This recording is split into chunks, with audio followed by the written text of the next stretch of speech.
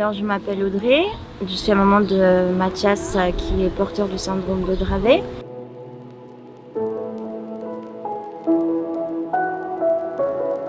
Thaïs et Mathias sont nés tous les deux le 6 mai 2014 à l'hôpital d'Annecy en Haute-Savoie. Thaïs et Mathias ont été porteurs tous les deux du syndrome de Dravet. Thaïs a eu sa première convulsion au mois de septembre 2014 et puis Mathias 12 heures après a eu sa crise d'épilepsie aussi.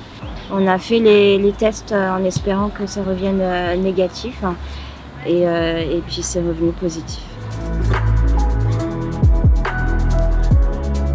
Ça a été compliqué puisqu'ils ont été très malades, très petits. Ils ont été hospitalisés les premiers mois de leur vie quasiment tous les 15 jours. Et puis ce qu'au quotidien va être gérable à la maison, c'était pas gérable avec des petits dravets, une gastro-entérite, une bronchite. Tout ça, ça nécessitait beaucoup d'hospitalisation puisque à la moindre différence de température, passé 37,7, ils convulsaient. Donc du coup, là, ça a été le quotidien très long toute leur première année.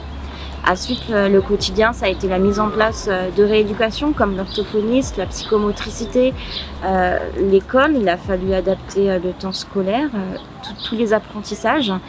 Et puis le quotidien, c'est les soins quotidiens, les traitements qui sont lourds, ne pas oublier de sortir avec du Valium ou du Bucolam. Voilà, c'est tout le quotidien qui est maintenant devenu le quotidien en fait.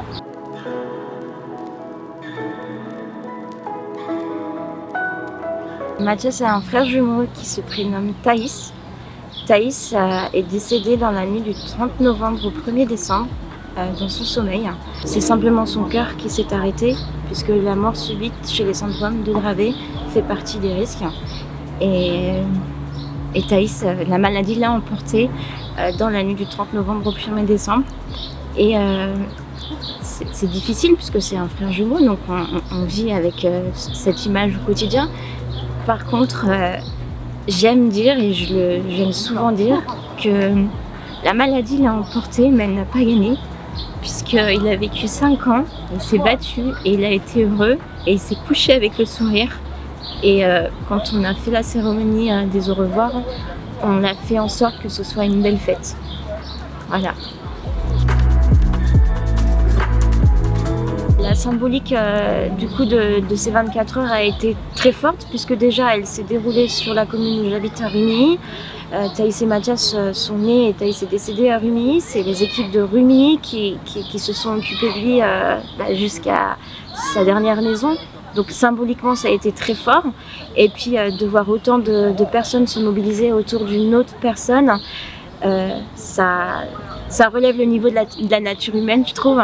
Et puis surtout, la solidarité qu'il y a autour, en dehors du fait que chacun voulait apporter une contribution, c'est de voir toute cette affection, cet amour et cette mobilisation venant de toutes les parts.